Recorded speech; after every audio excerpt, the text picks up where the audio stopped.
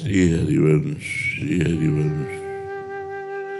कोई भी व्रत या नियम या तीर्थयाटन या अन्य अनुष्ठान इतनी सामर्थ्य नहीं रखता कि तुम्हें संपूर्ण पापों से मुक्त कर सके।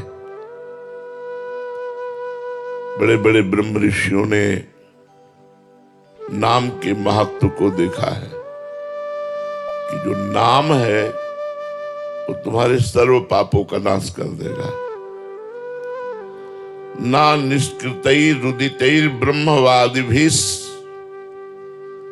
तथा विशुद्ध्यन्त्य भगवान व्रतादिभिः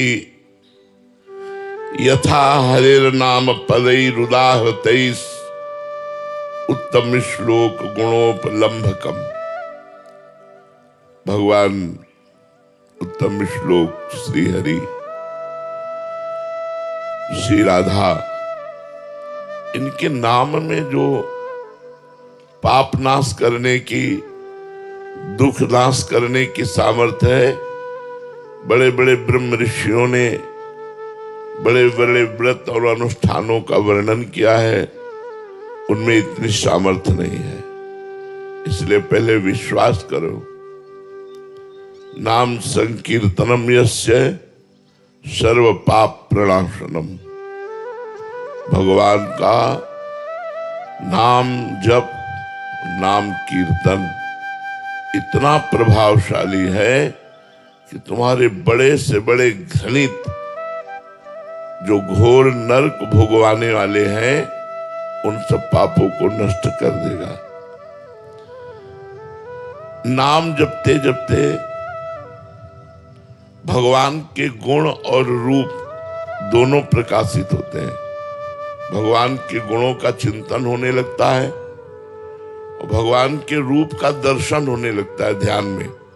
जब आपका अधिक नाम जप होगा और आपके पाप कम होंगे तो भगवान के गुणों का चिंतन होता है।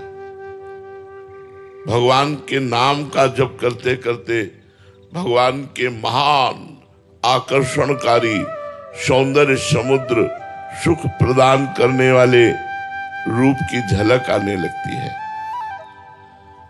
भगवान की नाम महिमा भगवान की दिव्य लीला में प्रवेश दिला देती है। इसलिए नाम व्याहरणम विष्णोर यतस्तद विषयामति। ऐसे नाम जप करो जैसे विषयी पुरुष विषयों का चिंतन करता है। जो भोगी पुरुष होता है वो रात दिन मानसिक चिंतन भोगों का ही करता है। हम ऐसे भगवान के नाम का चिंतन करें जैसे विषयी पुरुष विषय का चिंतन करता है।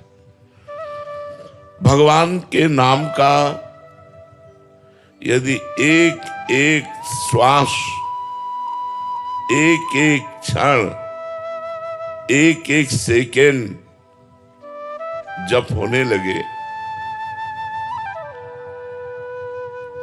विस्मृत होने पर ऐसा अनुभव कि मेरे से अपराध बन गया, हानि बर्दाश्त न हो, तो रस मूर्ति भगवान बहुत जल्दी हृदय में प्रकाशित हो जाए। एक एक श्वास, एक एक क्षण, एक एक सेकेंड यदि हम नाम जप करें और नाम जप में बाधा बर्दाश्त न हो, नाम जप छूटने पर ऐसा लगे जैसे कोई अपराध बन गया, तो बहुत जल्दी भगवान हृदय में प्रकाशित हो जाए। एकस्मिन् नप्यतिक्रांते मुहूर्ते ध्यान वर्जिते जस्भिर मुसिते नैव युक्तमा क्रंदितुम भ्रशम। बहुत ध्यान देने योग्य बात कर रहे हैं। जैसे हमारे पास कोई धन हो और कोई लुटेरा लूट ले तो हम हाय हाय करने लगते हैं, ऐसे यदि हमारे नाम धन को लूटने के लिए काम, क्रोध, लोभ, मोह, मद, मत्सर, ये उपाय करें तो हमें इनसे डरना चाहिए। अगर हम काम भोग करेंगे तो मेरी नाम रूपी संपत्ति रुक जाएगी और लुट जाएगी। लुट जाएगी, आगे हम जप नहीं कर पाएंगे। रुक जाएगी, हमारी रुचि नहीं रह जाएगी। तो जैसे किसी की संपत्ति अपहरण होने पर वो व्याकुल हो जाता है, हाय हाय करने लगता है, ऐसे हमारा नाम जप रुकना या कोई इन गंदे कामों में मन लगाना, ऐसे हाय हाय होने लगे, अब क्या होगा, मेरा नाम जप छूट जाएगा, मेरा नाम जप रुक जाएगा, नाम जप का प्रभाव रुक जाएगा, क्योंकि मेरे अंदर ये गंदी बात आ गई, उसे तत्काल निकालो। भगवान नाम कीर्तन, भगवान नाम जप, भगवत प्रेमी महात्माओं के सत्संग से उस दुर्वासना को दूर कर दो, नहीं तो वो दुर्वासना आपके भजन को लूट लेगी। रमैया की दुल्हन लूटे बाजार, मायापति भगवान को कहा गया है, तो ये माया भगवान की पत्नी ही है। ये काम, क्रोध, लोभ, मोह, मद, मत्सर आदि के द्वारा भजन को ढकती है, भजन को लूटती है और भजन को निष्प्रभावित कर देती है। भजन का जो प्रभाव पड़ना चाहिए, अगर गलत आचरण साथ में चल रहे हैं तो उसका प्रभाव नहीं पड़ेगा। नाम स्मरण से ही कलयुग में भगवत प्राप्ति है।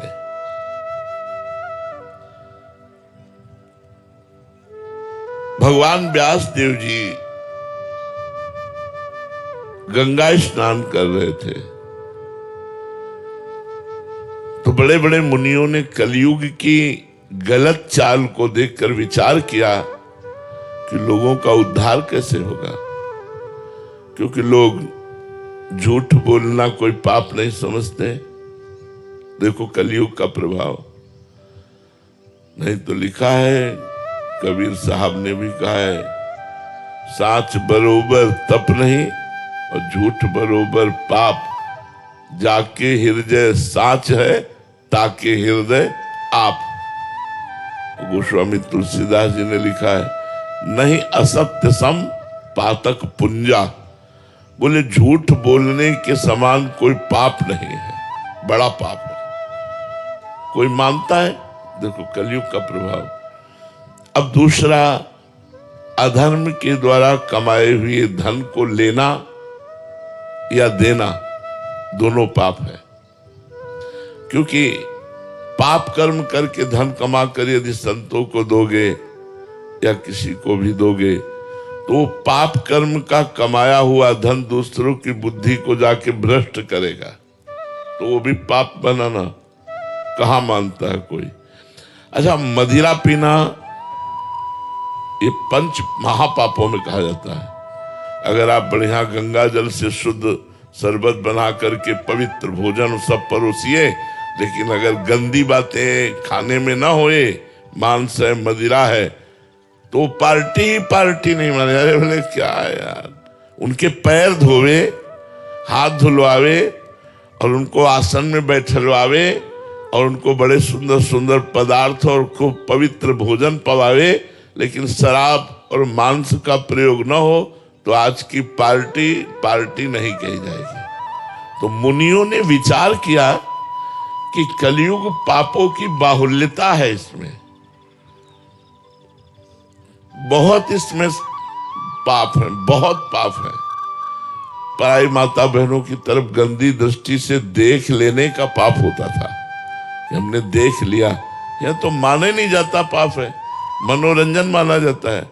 लिव इन रिलेशन क्या है, क्या है ये?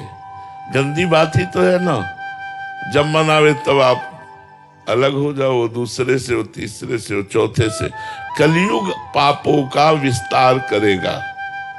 तो मुनियों ने विचार किया कि पापों से कैसे बचा जाए। तो भगवान व्यास देव जी उस समय गंगा जी में स्नान कर रहे थे। समस्त वेदों का विस्तार करने वाले और समस्त साध्य और साधनों के ज्ञाता और 18 पुराण के रचयिता भगवान व्यास देव जी हैं। तो सबने सोचा चलो व्यास जी से चल करके प्रश्न करते हैं। तो उस समय जो ही सब मुनि गए तो उन्होंने कह रहे थे साधु कली, साधु कली, साधु कली, धन्य है कलयुग को, धन्य है कलयुग को, धन्य है कलयुग को। साधुवाद दे रहे थे, गंगा नहाते हुए कलयुग की जय बोल रहे थे भगवान व्यासदेव जी। तो ऋषियों को लगा शिकायत तो करने हम यही आए थे कि कलयुग पाप का विस्तार करेगा, लेकिन यहां उल्टा है, ये कलयुग की जय बोल रहे हैं। तो ऋषियों ने पूछा, उनको बड़ा आश्चर्य हुआ और अपने संदेह का निराकरण करने के लिए पूछा कि आप साधु कली, साधु कली, धन्य है कलयुग की, साधुवाद है कलयुग को, तो आप कलयुग को साधुवाद क्यों दे रहे हैं? क्योंकि वो तो पापों का विस्तार कर रहा है। भगवान व्यासदेव जी ने बताया 10 वर्ष सतयुग में जो तपस्या करने का फल होता है वो 1 वर्ष त्रेता में तपस्या करने से मिलता है, और 1 मास महीना द्वापर पर साधना की जाए तो फल प्राप्त होता है, और कलयुग में 1 दिन रात, 1 दिन रात। जो सतयुग में 10 वर्ष तपस्या की जाए फल मिलता है, कलयुग में 24 घंटे में मिल जाएगा। इससे बढ़कर और कौन सी बात होगी? 10 वर्ष तपस्या और 24 घंटे तपस्या। सतयुग में तपस्या, ब्रह्मचर्य, जप आदि सिद्धि के लिए बड़ी पवित्रता चाहिए, बड़े नियम, बड़े संयम। कलयुग में अपवित्र पवित्रो वा सर्वावस्थांगतो पीवा यह स्मरेत पुंडरीकाक्षम सवायाभ्यंतरा शुचि। आप पवित्र हो या अपवित्र हो, कोई मतलब लेना देना नहीं। आप राम राम कृष्ण कृष्ण हरि हरि राधा राधा रट रहे हो तो कलयुग केवल नाम आधारा, सुमिर सुमिर नर उतर ही पारा। ध्यायन कृते यजन यज्ञ त्रेतायाम द्वापरे अर्चयन यदाप्नोति तदाप्नोति कलो संकीर्त केशवम।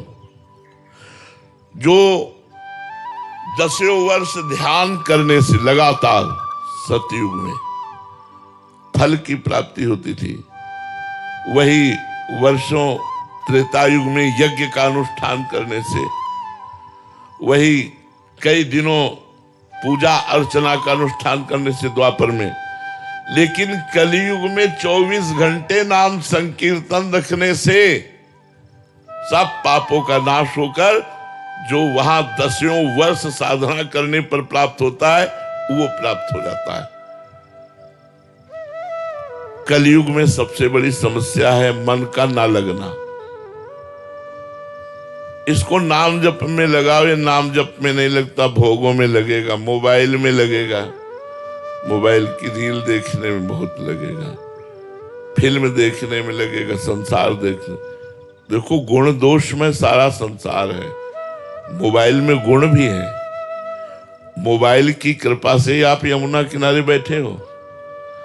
अगर मोबाइल में आप सत्संग न सुने होते तो यहां दौड़ करके यमुना किनारे ना आते।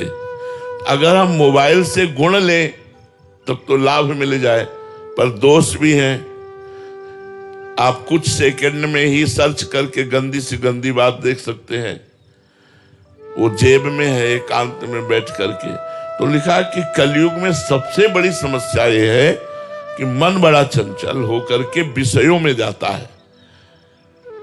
अगर हम इस कलयुग में अपने मन की चंचलता को रोककर भगवान के नाम जप में लगावें तो जितनी जल्दी कलयुग में भगवत प्राप्ति होती उतनी जल्दी और किसी युग में नहीं होती। अत्यंत दुष्टस्य कलेर यमेको महान गुणा। यद्यपि अत्यंत दुष्ट है कलयुग, अत्यंत दुष्ट, सबकी बुद्धि को गलत आचरणों में लगाना, लेकिन महान गुणा, उसमें एक महान गुण है, कीर्तनादेव कृष्णस्य मुक्त बंधा परम ब्रजेत। अगर कृष्ण कृष्ण कृष्ण राधा राधा राधा ऐसा आप जपे तो आपको समस्त पापों से मुक्त कर देगा। इसलिए हमारी प्रार्थना है सबसे, अन्य साधन बने तो कोई रोक नहीं, पर निरंतर नाम जपने का अभ्यास करो। माला से न जप सको तो काउंटर से जपो, काउंटर से भी नहीं तो ऐसे ही जपो।